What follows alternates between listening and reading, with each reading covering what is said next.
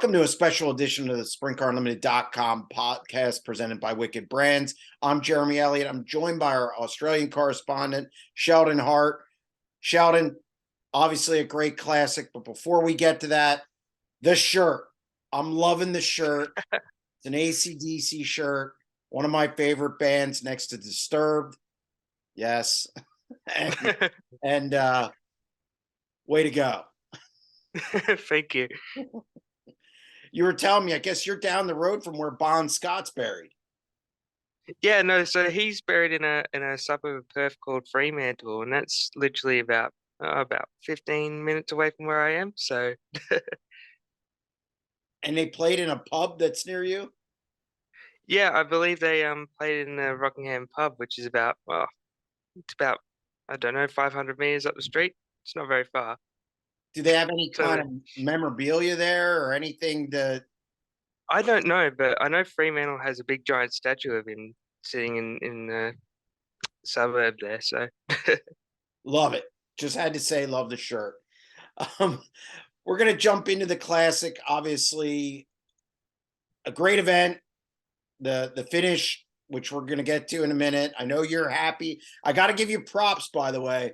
You said don't sleep on Brock Hallet, and he wasn't sleeping because he ends up getting the win in the classic. But before we get to that, we're gonna take you through it. The first night, Tate Frost gets the win. I don't even know who Tate Frost is. I don't think many people did until last weekend. Tell us a little bit about him. Obviously, beat Lachlan McHugh that night. There was some trouble up front with the leaders, and Tate Frost got up there and gets the win. Tell us a little bit about what happened, and also about Tate Frost. So Tate, he's about 20 years old. He's from Tasmania. He's sort of one of those young guys, sort of like Jock Goodyear and that sort of ilk. They've been banging on the door for about a year or two, and he's just gone, I'm here now. And he's put himself on notice and shown everybody what he can do. How's he in the normal races over there, the everyday races? How does he perform there? Has he won anywhere, or was this a breakout moment? I would say that that was definitely his biggest win of his career, no doubt. So far, um, going by his performance, he's definitely going to probably win more races like that in the future, no doubt. So Tate gets the win, surprises everybody. They do points. So the next night, you get some racing in, but then it rains out. So they move that program and finish it the day of the finale. How do you think that rain out, if at all? Do you think it affected anything? James McFadden ended up winning the day show there. What were your thoughts on that whole rain out situation? Did it help or hurt anyone?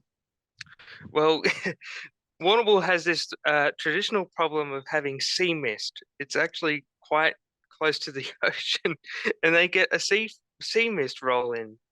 But yeah, it's happened in the past. But yeah, I don't really think. I think James McFadden was always going to be someone to beat on that night. Anyway, he's won the classic in the past and things like that.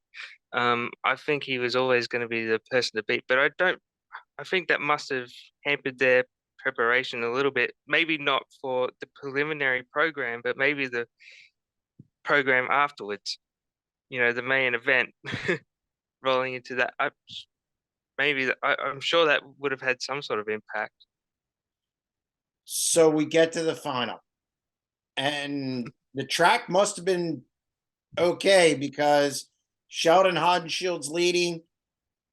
Brock Hallet out of nowhere, last lap, is on the top, which surprises me that Sheldon wasn't up there. Sheldon, you had a good week. Sheldon was your pick, and you probably were feeling pretty good. And then Brock Hallet said, "Not today." Goes around the outside, in 3 and 4, gets the last corner pass. I know you texted me and said, "Greatest classic ever." What were your thoughts? Well, exactly that. You know, something I got to touch on. All 3 nights of the classic were complete sellouts. They couldn't fit another person in there. Massive crowds, easy 10,000 people, probably more. Um, couldn't fit another person in, and it was brilliant. I can't say any more than that. But McFadden led the race early. I think Tate I think led it at one point very early on. Uh, then Sheldon got the lead. I thought he was home and hosed. I thought uh, Hallett got by him, and then Hodenshield got by again. And at that point, I thought, oh, Sheldon's got this race won. No way is anybody going to beat him. And the next thing I know, Hallett's taking the move around the outside in the last corner, and he steals it. Are you surprised Sheldon wasn't up there? Yeah. Well, everybody knows him as the guy that usually finds success on the high line, but yeah, not on that occasion. It surprised me. I think it surprised everyone. Yeah. How old Brock Hallet? Tell us a little bit about Brock Hallet. I know last week when we did the show, you mentioned that he's an up and comer. He's been making some noise. Tell us a little more about Brock Hallet. So he does the majority of his racing over on the East Coast, but he's probably mid to late 20s. He's an up and comer, as I said. He's been knocking on the door for, I'd say, about 5 years of big success. But I don't think anybody, realistically thought, oh, yeah, he's going into the Classic week. I don't think anybody really had him as a potential winner. Definitely would have been someone to watch in the A main, but I didn't think he was going to win it. I certainly didn't. Um, but he's definitely, it's such a good thing because the team that he races for, it's a small family operation. They've been at it for 40 years or so. This is the biggest win they've ever had too. That they've been in motorsport for 40 years, I should say. I don't know how long they've been in sprint car racing, but no doubt big success they've ever had. I definitely think that Brock's definitely put himself on the world radar now. Yeah, how long until he ends up over here? Who knows? But someone better give him a drive, I reckon. Might want to do that. Guys who did not make noise. Brad Sweet, quiet. Yeah, he was. Yeah, surprised me. Got to say, surprised me. Tyler Courtney, pretty quiet.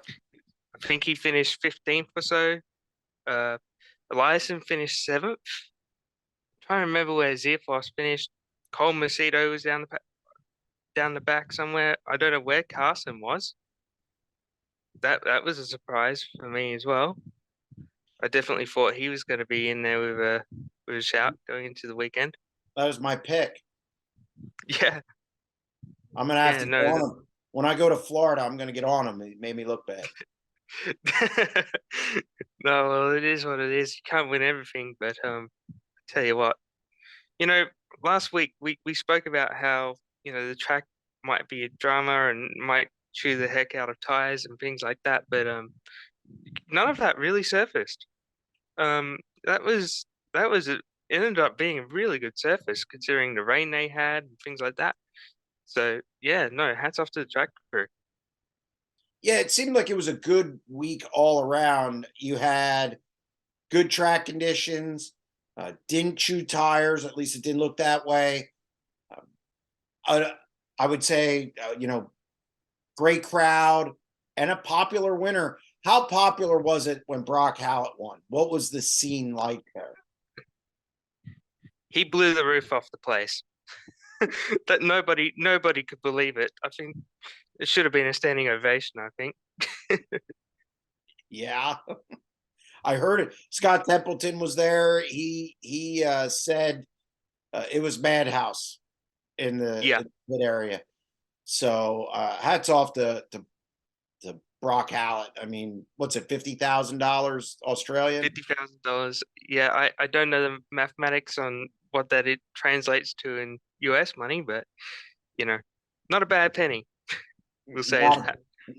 not a bad penny at all. How important is it that an Australian local, not even a McFadden who runs Outlaws, or Ian or Kerry, guys who've made a lot of waves over here. How important is it that a local won that, or Australian, somebody who runs over their regular, won that event? I think it's massively important. You know, it's a good to see where we sit on the world stage, if that makes some sort of sense. Yep. And to see a guy that doesn't run with the Outlaws, probably gets to run against good American drivers, what, few weeks in a year, come late December, early January, this sort of time, and you know, has some of the best competition in the world, likes of Brad Sweet and Sheldon Hart and Carson Macedo and go on, and beats them. Big shock, but it's also, I guess it sends a nose to the Americans. We're not too bad down here. Yeah, who won it last year? McHugh. Yeah, McHugh. Then he comes over here, looks good. And before that, wasn't it Lines? I would have to go back and check my stats on that one, but possibly, yeah. So you have a little bit of an Australian string here where the Yeah, Americans haven't been able to get a win in Australia's biggest event. yeah. Well, in the past, some Americans have had success in this event. Like probably most notably is Danny Smith. I think he's won it like 6 times in the past. But yeah, we're having a bit of a good patch. Yeah, no, it is. And why do you think that is? Why do you think now our biggest guys, which the biggest guys in the US, like Brad Sweet, Carson Macedo, Corliss, why do you think the playing field's kind of evened out a little bit in this event? Well, that's a good question, but I would say that our tracks down here, they're miles away from the tracks that you have over there in terms of size and the makeup and the surface. They're quite different. Our tracks are, you know, historically speaking, they're a lot shorter. Um, a lot of the tracks over here are flatter as well. Um, certainly don't have anything close to a half mile or anything like that. Um, I'm sure that factors into it somehow. But yeah, when I think of Warrnambool, I see that track as it's sort of a velodrome. Does that make sense? It's quite short, quite high banked, but it's not exactly the widest track in the world either, I wouldn't say. Well, it put on some good racing last week, and it was a good event. That's going to wrap up segment one. SprintCarUnlimited.com podcast presented by Wicked Brands. We're Sheldon Hart. We'll be back with our final segment. Stay tuned.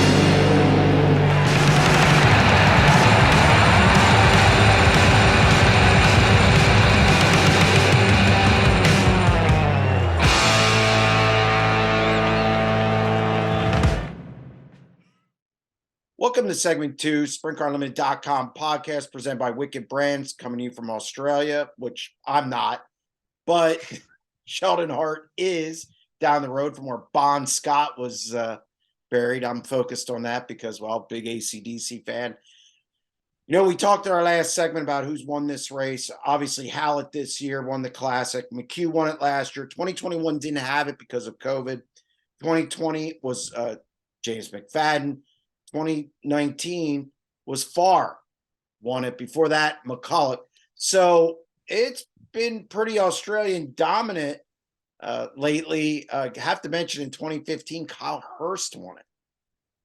Yeah, That's I didn't even know he went down there. So uh, it's won it from Monty Motorsport from memory.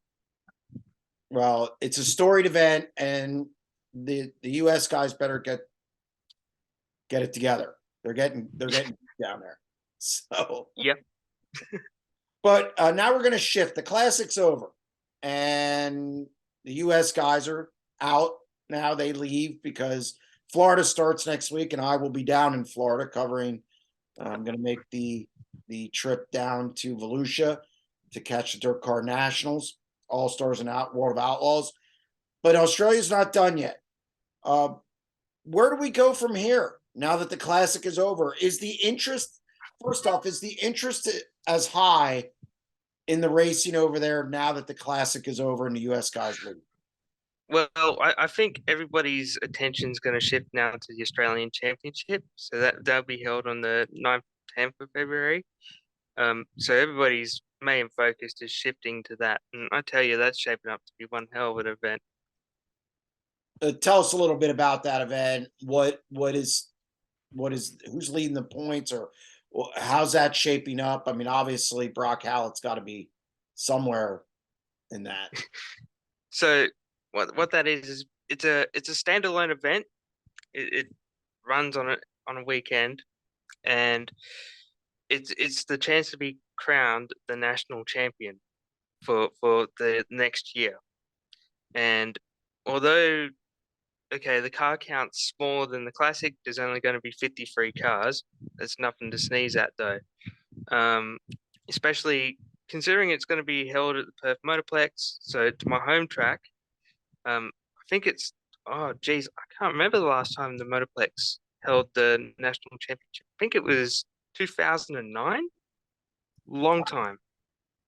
Long time. 60th annual running of the event as well. We've been waiting 3 years to hold it at the Motorplex because of the pandemic and everything else. So we've been waiting over here for a long time. How much does that pay to win? I am not entirely sure, but I know one of the preliminary nights, because we're having a what they're calling the prelude to the championship on the Wednesday night beforehand. I know that's going to pay 10 grand. But as for what the national championship's going to pay, I'm not entirely sure. I'd have to get back to you on that. But I don't think it's about the money anyway. It's about the prestige of being the national champion and having the right to have that number one on the tail tank. Oh, that's where that comes from, the number one. Yeah. Oh, okay. I see. I like that stuff. Yeah. But So you're not allowed to run the number one unless you're the national champion in Australia. That's how it works. now, can somebody else run it if they were a national champion in the past? No. So Okay. you've got to be the defending national champion to have that right.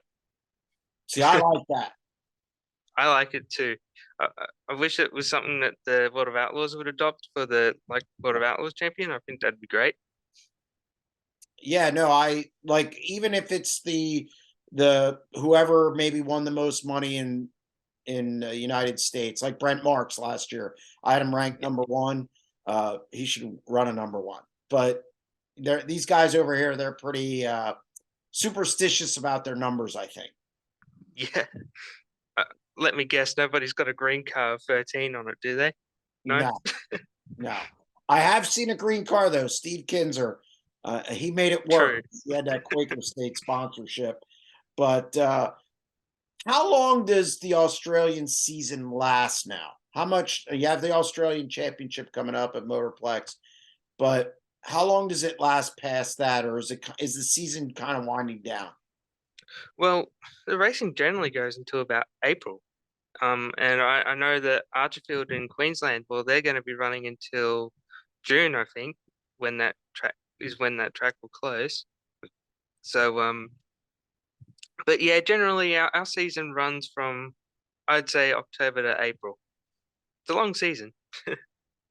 Try February to November. Yeah, true. That's what we get, which I think it's too long. To be fair, I tend to agree. You get, even in Australia, you get burnt out by the time April comes. Well, for here, it's too many races for the cost. The other thing I don't like is the weather in February. Now, obviously, if you go to Florida, fine. In Central PA, it's cold, which Frozen. yeah, I like the cold, but you're asking local guys to run 100 races. I just Yeah. I'm not a big fan of that. What when do the guys start coming over here? Like McHugh and guys like that who are going to run a little over here. Do they wait until after those races are done in April, or is it when do you expect guys to come over? I would say as soon as the Australian Championship is sort of over and done with, then they'll go over to America, because that sort of, traditionally speaking, the Australian Championship sort of marks the end of like the big money races, if that makes sense, over here. That's a traditional big ending crescendo to the season.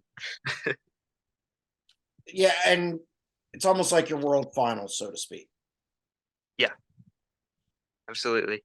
Do you think Kerry and Ian Madsen stay over there for that? Yeah, no, they'll be in the national championship for sure. They're nominated. They're in the field.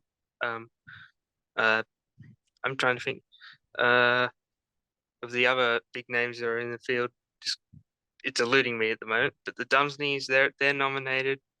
Um, yeah, all the big Australian names are in it. But McFadden's already gone over.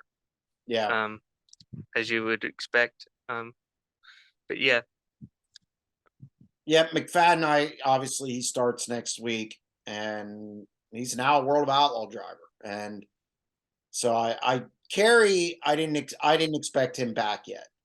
He's going to run for Guy Forbrook this year, which I'm very interested to see how that goes once he gets back. But I didn't expect them to be in Florida. I'm actually looking forward to McHugh coming over. I thought he looked really good last year, and I'm looking to see who else comes over. Maybe somebody, maybe Brock Hallet gets a ride over here, or maybe somebody like that. You know, I know well, getting out of the country and stuff's probably difficult. for sure. But I could rattle off, easy, about 10 guys that I feel like should definitely at least get some sort of opportunity in the States, because they're definitely good enough. Our guys down here are good enough. They just probably don't necessarily get the opportunities that they should, because they live so far away. Yeah, and I think too, you see him go into Knoxville. Is Jamie Veal? Do you know? And I know this is kind of off the path a little. Do you know if Jamie Veal's coming back over? I'm not entirely sure on that one, but you know, once again, someone that definitely should get an opportunity for sure. He's a good driver. He's I proven know. that time and time again. I know he shows up on the West Coast every once in a while. For Yeah. us in California and whatnot, it'll be interesting.